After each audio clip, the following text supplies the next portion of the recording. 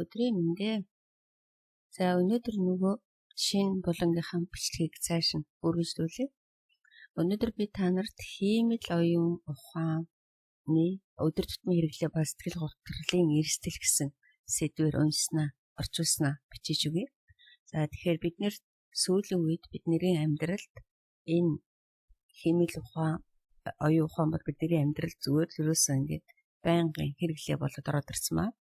Тэгэхээр энэтэй холбоотой чат GPT, Gemini, Grok гэдэг ингээд янз бүрийн одоо бидний нөгөө асуулт асуугаад хариулт авдаг энэ хиймэл оюун ухааны төрөл ороод ирсэн маа тийм үү? Хиймэл оюун ухаан гэх юм.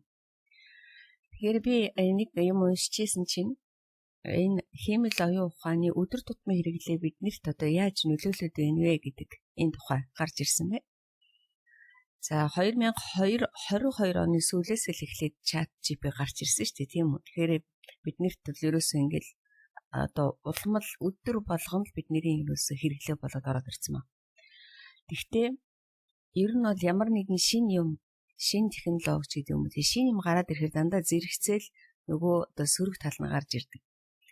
Тэгэхээр энэ технологийн хэрэглээ нэмэгдэхээ хэрэг хүмүүсийн одоо нөгөө сэтгцэд үзүүлэх сөрөг нөлөө за тэр дундаа бүр одоо дэмэрэл бүр амиа хорлох хүртэл эрсдлийг нэмэгдүүлэх болцсошгүй талаар ийм мэдээлэл үзүүлэх үед маш их гараад ирсэн байна. За тэгээд энэ Гарвардын агаахын сургуулийн судалгаа гарсан байна. Америкийн нэгдсэн улсын 20,847 насан туршидчдын дунд явуулсан онлайн асуулга дээр үндэслэн ийм судалгаа хийсэн байна.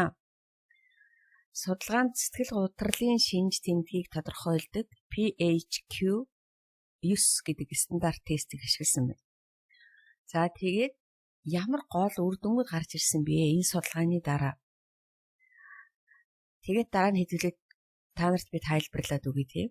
Нэгдүгüрт нь одоо хиймэл оюун ухааныг өдөр бүр ашигладаг хүмүүсийн дунд зэргийн сэтгэл готролд орох магадлал энгийн хэрэглэгчдээс 30% илүү байсан гэж. Тэгэхээр магадлал гэж байгаа ш өгөн сайн сонсороо. Хоёрт нь сэтгэл готролоос гадна төгшөр болон амархан бухимдах шинж тэмдэгнүүд одоо ижил хэмжээгээр ажиглагдчихсэн.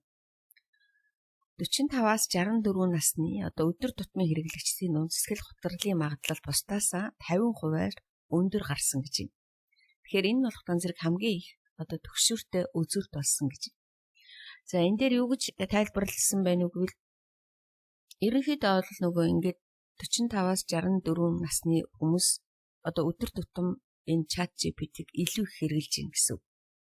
Тэгээ одоо мэдхгүй юм гараад ирэхээр асуудаг чинь зарим хүн одоо ерөөсөө нөгөө ганцаард их байдаг шүү дээ нас 60 гэл ингээл 70 гэл ингээл хүмүүс за нэг 45-аас нэг 70 насны хооронд хүмүүс их ганцаардмал байдалд ордог тий амьдралын янз бүрийн хэв маягаас болоод за тэгэнгүүтээ чат GPT дээр ч юм уу Gemini дээр ч юм уу юм бичээд түүнийхээ хариултыг аваад дахиж юм бичээд ингээд суугаад байдаг бахан тий тэгэхээр залуу хүмүүс бол нөгөө завгүй л яг хэрэгтэй мавчаал тэгэлгүй явчихдаг тийм өөр ажилдаа ингээд яваад. Тэгэхээр энтэй их холбоотой гэж үтсэн байна.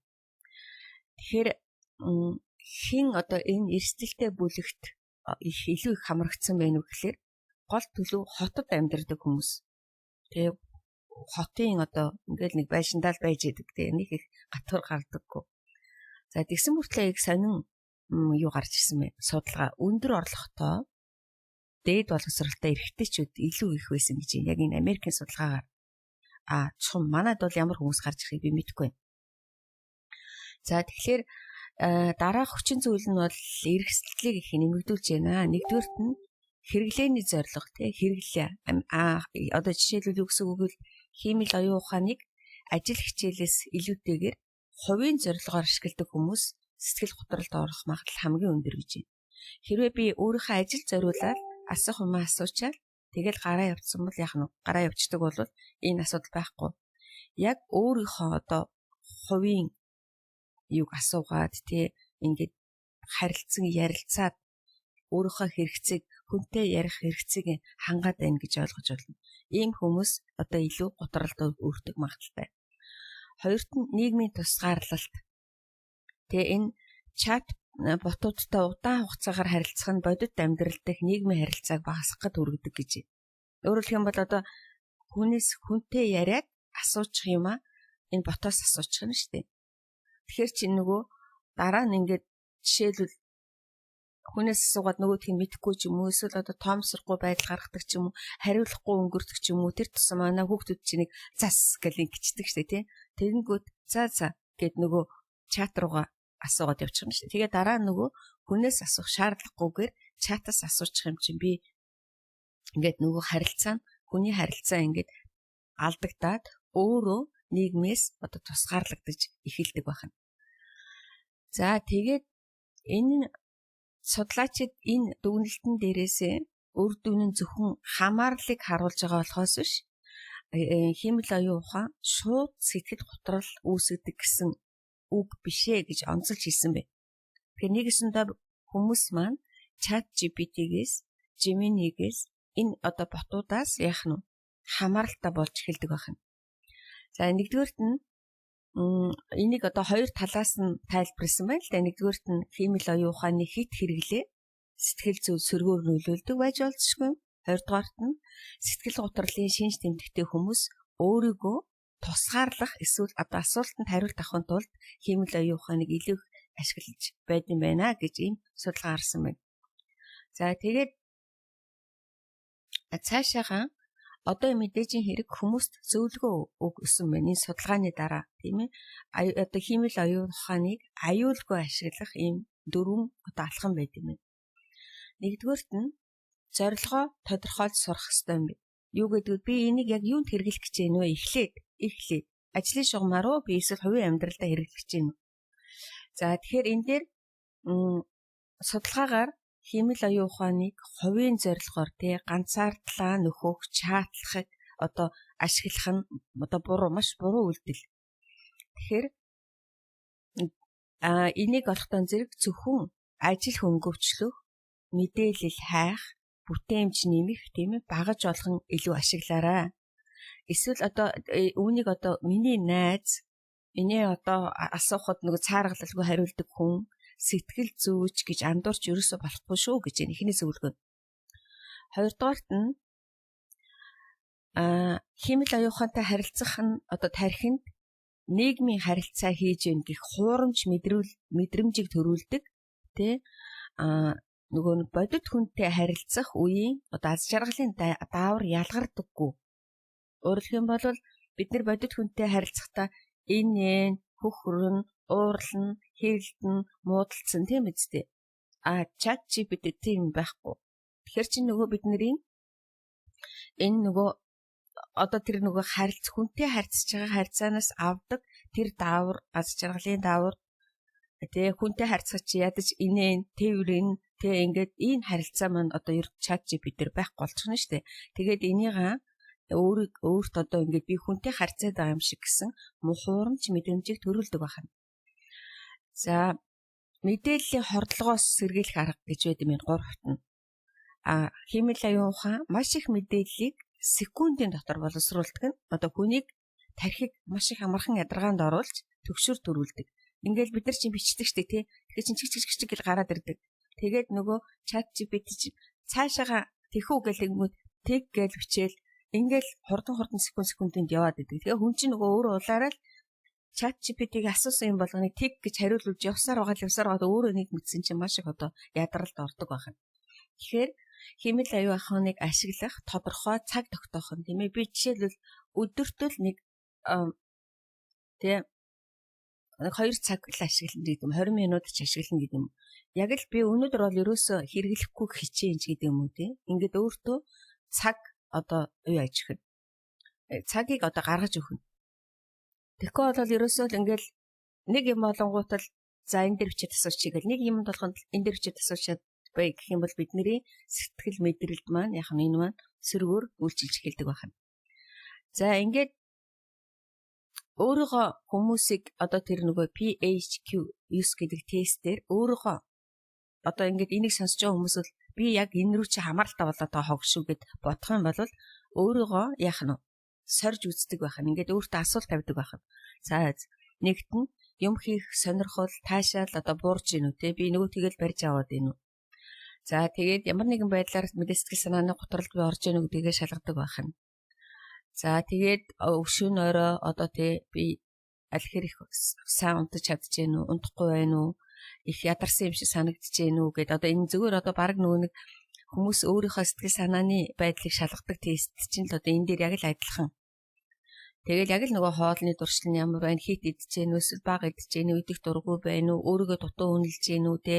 Одоо гэр бүлийн хүмүүс миний санаанд хүрэхгүй байна уу, гонсоож гэнэ үү гэл ингээл. Тэгээд анхаарал төвлөрөхөд хэцүү байна уу, нэг юм үзэж байгаа дахин солиод байна уу, нэг юм унших гэжсэн болчиход байна уу гэдэг юм уу. За ингээд иймэрхүү одоо үргэлж одоо би ямар нэгэн юмыг бүтэхгүй байна, болохгүй байна, намайг хүн сонсохгүй байна, намайг хүмүүс гомдоогоод байна гэл ингээд бодоод байна уу гэл ийм шинж тэмдэгт илэрх юм бол бас би одоо ийм асуудалтай болж иж магадгүй юм байна гэсэн ийм. Тэ одоо энийг мэдээж оноо өгнө шүү дээ. Тэгээд оноо моноо өгөөд тэгээд хэдий ч миний сая хэлсэн шинж тэмдгүүд ихээр илрээд байвал би бас л нэг одоо сэтгэл мэдрэлийн асуудалтай болж байгаа юм шиг эмчтэр очихгүй болохгүй мэй гэж болох юм. Тэгэхээр мэдээж хэрэг янз бүрийн өвчнөөс болж ийм тэмдэг бас төрдөг тийм нойрон хөрөхгүй байх ч гэдэг юм уу тиймэрхүү юм. Янз бүрийн зовлон гачгаас болдог. Тэрнтэй бол бас андуурч болохгүй тийм энийг бас хамаагүй. За ингээд химэл оюун ухаанаас одоо би юугаа дүгнж хэлж өгч जैन тийм бичлэгээ химэл оюун ухаанаас хамааралтай болохоос өөрөө би энэ хамааралтай болохоос сэргийлэх юм зөвлөмжүүд байдаг юм. Тэгэхээр нэгдүгээрт нь тархины дасгал хийх гэж байдаг.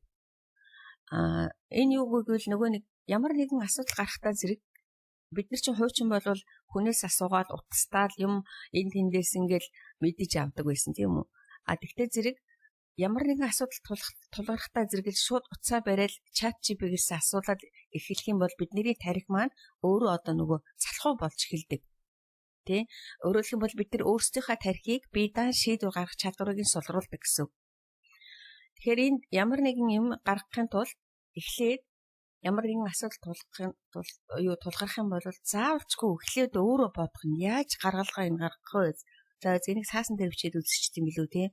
Ийм одоо нэг ямар нэгэн төлөвлөгөө гаргах гэж байгаа бол ноорг нь хийдэг ч юм уу. Эсвэл нэг юмыг мэдэхгүй байвал за спич тэдэд нэг тийм уншижсэн эсвэл би нэг юм орчуулж ирсэн ч гэдэг юм. Тэр нэг хүн тэгээд исэн шүү ч гэдэг юм уу те ингээд эсвэл энийг би өөрөө гаргая гэвэл яаж гарах байсан болоо гэж ингээд нөгөө тархиа ажиллуулж явахгүй бол чат GPT рүү орох юм бол нөгөө бидний тархи чинь ерөөс ажиллахаа болох нь. За тэгээд энэ дээр би хүмүүсийг тэгж хэлдэг те хоббинууд байдаг.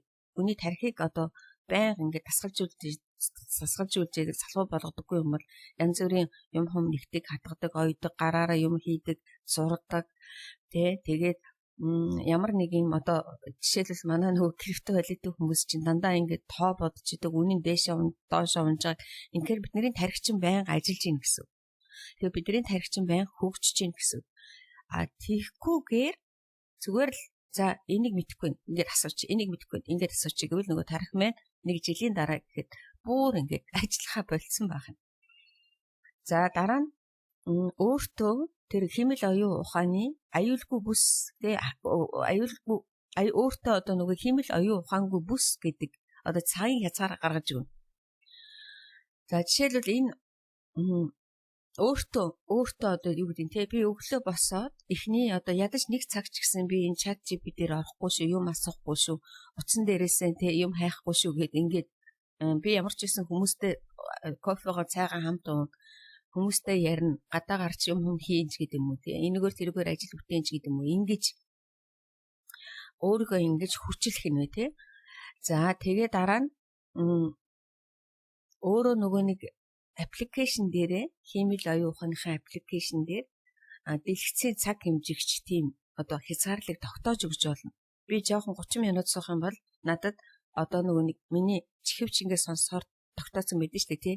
Чихвч ингээд сонсонгууд таны чихвч хэрэглэж байгаа хэрэглээ ихсэж шүү гэдэг шиг ийм таны чат GPT ашиглаж байгаа хэрэглээ ихсэж байна гэсэн тийм одоо хаалт хийж өгч болох юм. За ингээд гуравт нь одоо болохтой зэрэг нийгмийн харилцааны алтан дүрм гэж байд юм бэ. Химэл оюун ухаан бол маш сайн сонсогч, зөвлөгч Гэхдээ тэр хизээч хүнийг оруулж чаддаггүй. Тэгэхээр энэ дээр би маш олон материал уншижсэн л та интернетээс. Яагаад гэвэл ингээд яг түрүүний миний хэлдэг байхгүй. Хүн ингээд ганцаардаад эхэлнэ тийм ээ. Тэгэхээр хин нэгэнтэй ярмаар санагдана. Ямар нэг юм зөвлөмөр санагдана. Бүр ууралмаар санагдана. Чат GPT болохоор ингээд хүн дэмжиж байгаа юм шиг сэтгэл төрүүлээд байдаг. Яг миний хүсснийг бичээд идэг гэсэн үг. Гэтэл би одоо ээж маань гэдэг юм, аав маань гэдэг юм уу, эхнэр нөхөр маань гэдэг юм уу, бид нэрийг загиндаг чи буруу юм хийгээд байна гэд. Чат GPT бол тэггүй шүү дээ. Яг би хүссэн юмыг л намайг тэр хүн гомдоогоод байныг үл тэр хүн чи муу юм аа гэл ингэж бичнэ гэсэн үг тийм үү. Тэгэхээр чин энэ маань нөгөө яг амьд хүнийг одоо ерөөсөө орлохгүйгээр харин ч улам хүнийг ингэж яах нь ганцаардуулаад идэв. Яг намайг дэмжиж байгаа юм шиг, намайг хайрлаад байгаа юм шиг, надад зөвлөгөө өгөөд байгаа юм шиг тий, намайг сонсоод байгаа юм шиг болгодог.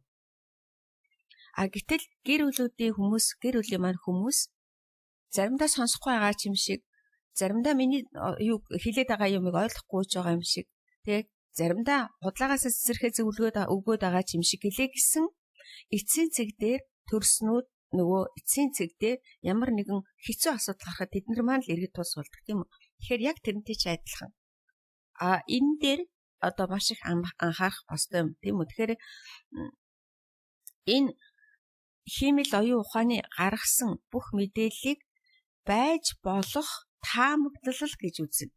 Тэ тэрнээс биш одоо дандаа энийг зөв гэж ойлгож болохгүй.